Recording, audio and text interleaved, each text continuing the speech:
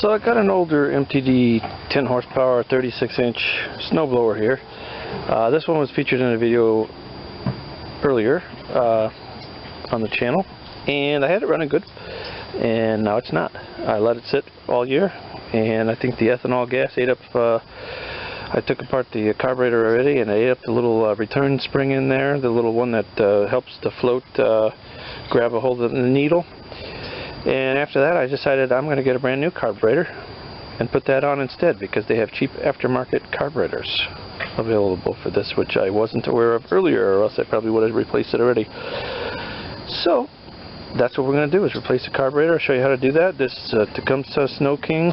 Well, I guess this is before the Snow King really was called the Snow King, but you know, Tecumseh engine, cast iron. This one, like I said, 10 horse. This particular one, HM100, and I'll show you how to replace the carburetor. So I'll just start by removing the easy stuff. The choke knob just pushes on. That can stay. Take these side bolts out. This is a pre-warming box. It warms the intake air a little bit using the heat from the muffler on these snow engines, and it also negates the need for an air cleaner because it's running in snow. It's assumed to be clean snow, I guess.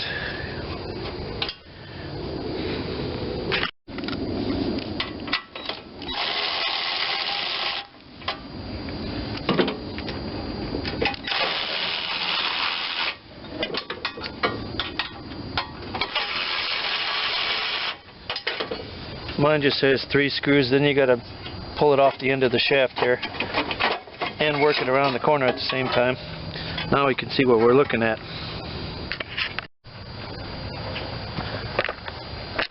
Get you right in there.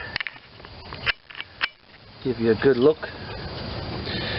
We're gonna start by taking, that's pretty tight in there. Actually, it's not even the right size there. I'm gonna actually go with the large Phillips head from this side, I think. These nuts are the kind with the little grabbers on them anyway, so that's probably the more appropriate tool. Well, I got this. Pull off the primer. Primer tube is just stuck onto that little port there. There we go.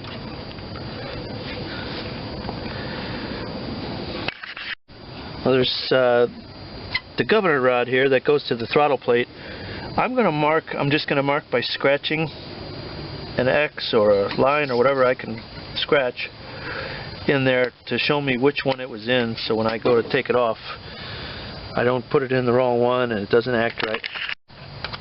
Alright, as I said, I'm going to take the these are big Phillips over here, like number 3.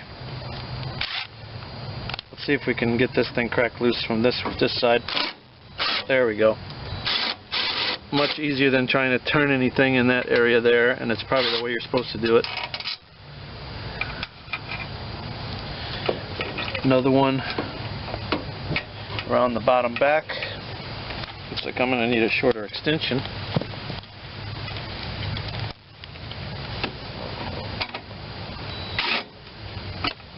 And not that short either. Be right back. Alright, got a different extension. Let's see if this one can wiggle in there. And I missed. And number 2, yes it can. Hold it on the back side. Try to hold it. There we go. I think it's all the way. Yes. And I dropped a nut in the grass, of course. There we go.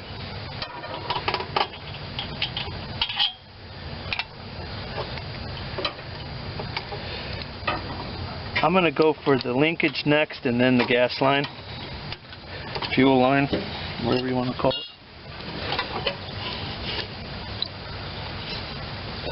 Let me get some pliers to make that easy. Just got to kind of tilt the carburetor down as far as you can and figure out what angle this thing needs to go to come up out of there.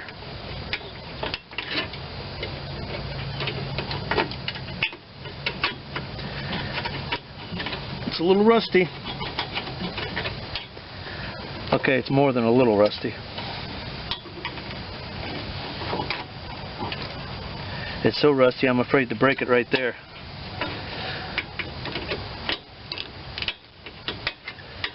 Because it already looks like it's got a little rust line going.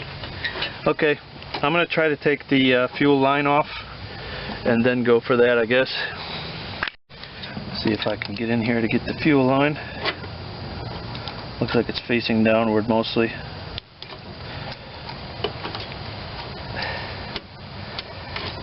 Alright.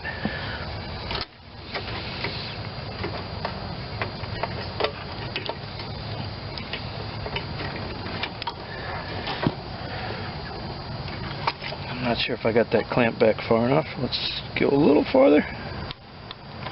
Now I know it is.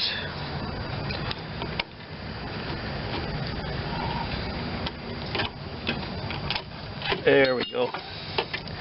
And now I have way more flexibility on where I can turn this carburetor to get that hook out of there. There we go. I'm going to put that right under there so I can remember exactly how that went.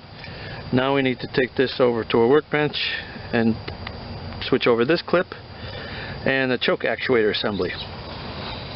So before we go any further, I want to make sure everything looks the same. Yep, I got 2 bolt holes there. I got some fuel spilling out too. Here's 2 bolt holes for this piece. The fuel line's on the back like it should be. All the holes seem to be about right on there. Choke rod looks good.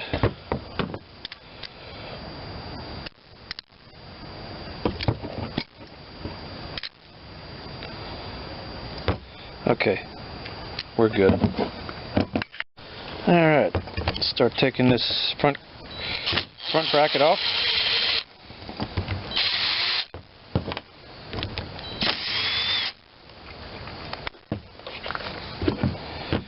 Put it right over to our new Carb.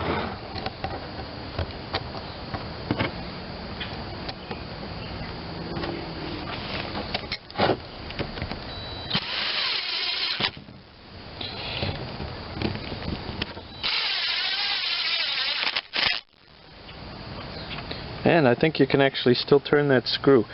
It's not quite lined up from the front, but we're doing okay. When you look at it, it's still got clearance behind it.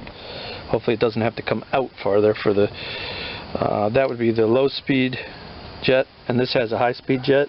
And strangely enough, it has one of the old school drip buttons to get out any water that's in your fuel. You almost never see that anymore. I didn't know that was still allowed, but it's just for, and you can also just verify that you're getting fuel. Also helpful for draining it out if necessary. And then this one's number 2 Phillips.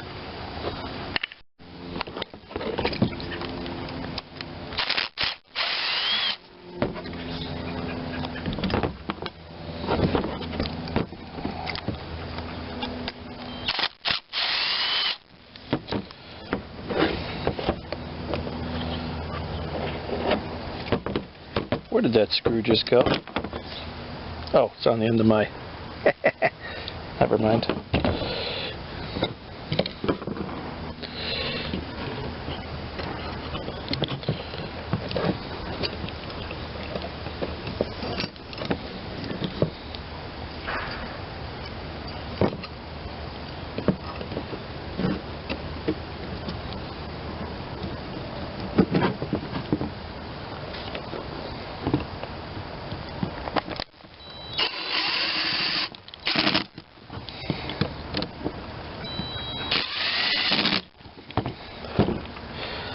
Even a brass inlet, not aluminum. Impressive. Alright, so now the important part is clean the gasket mating surface. This one is just about perfect. It came off all with the carburetor and not with this. So next thing I'll do is get the carb and hook up the linkage. I think that was where I started last time, and then I went for the fuel line. So again, paying special attention, this one was not in the hole farthest to that side, which I noticed most carburetors are. It was actually in the second hole over, so we'll do that. I'm going to pull this down out of the way. The other one seemed to work like that. Goes right in. Perfect. Now I'm going to hook up the fuel line now.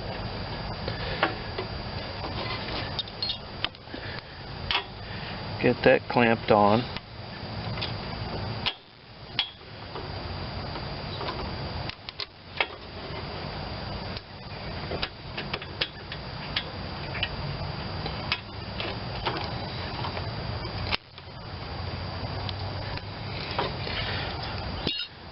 Brand new gasket, came with the carburetor. Put it over the hole, make sure it doesn't block the hole at all. If it did, you'd want to cut that open to full size. This one here is just fine, I already checked it.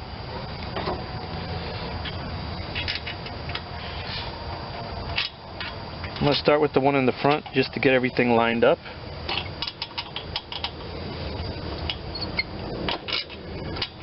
That'll help hold it, I hope.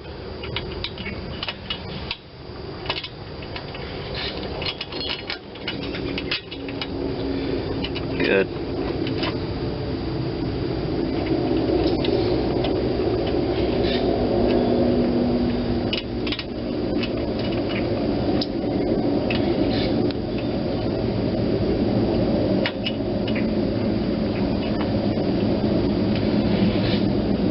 Trying to get that nut started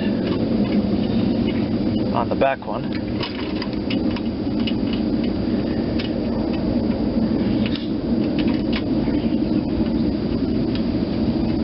There it goes.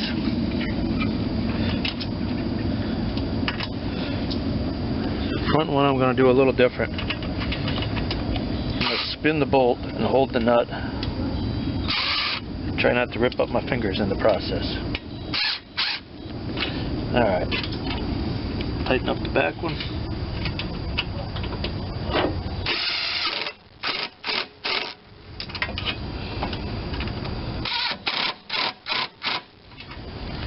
Looking good. This is the primer that comes from here.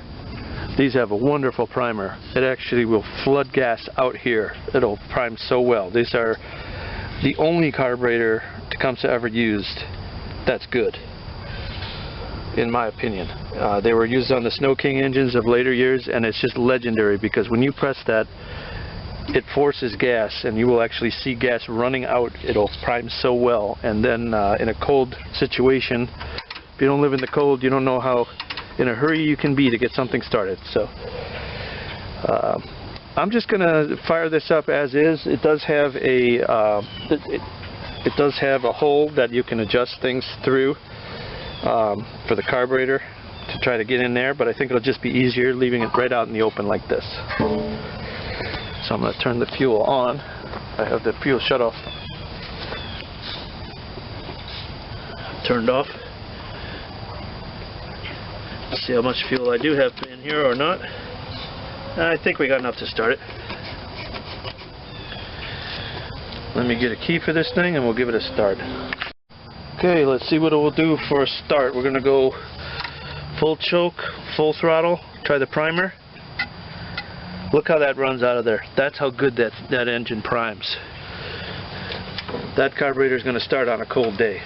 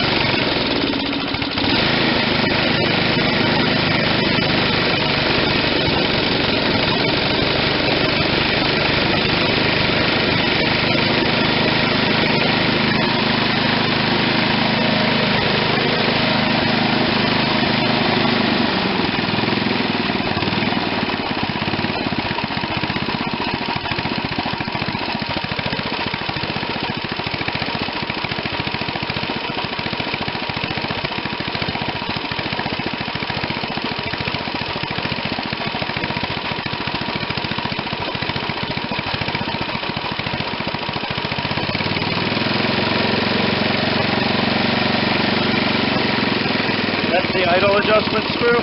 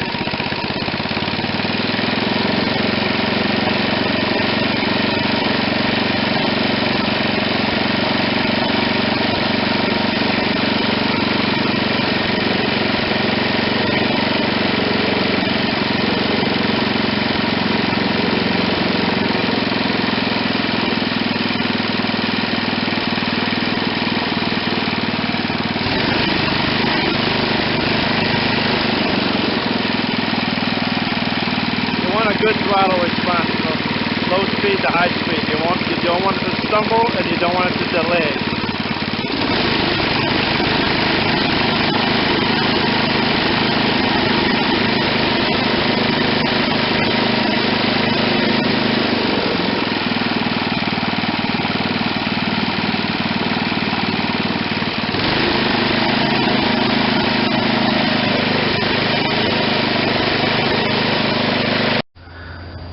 Alright, so we'll just go back to putting everything back together, putting the cover back on here. Just watch myself because that muffler is a bit hot at the moment.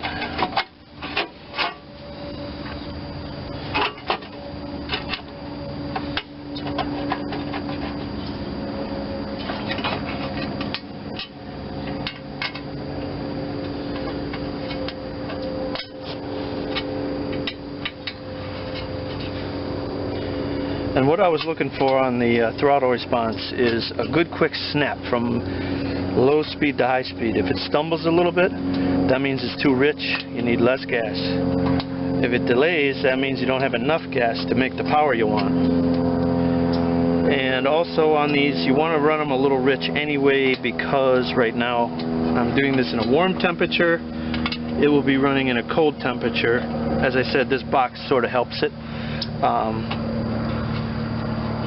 Take heat from the muffler and preheat the air a little bit, but it's not going to be like in the middle of winter, you know, like you're going to need more gas in the middle of winter. So if you're going to adjust it, probably put it a little on the rich side just to get started, and then if you did have to reach under there for the main jet, you could easily reach.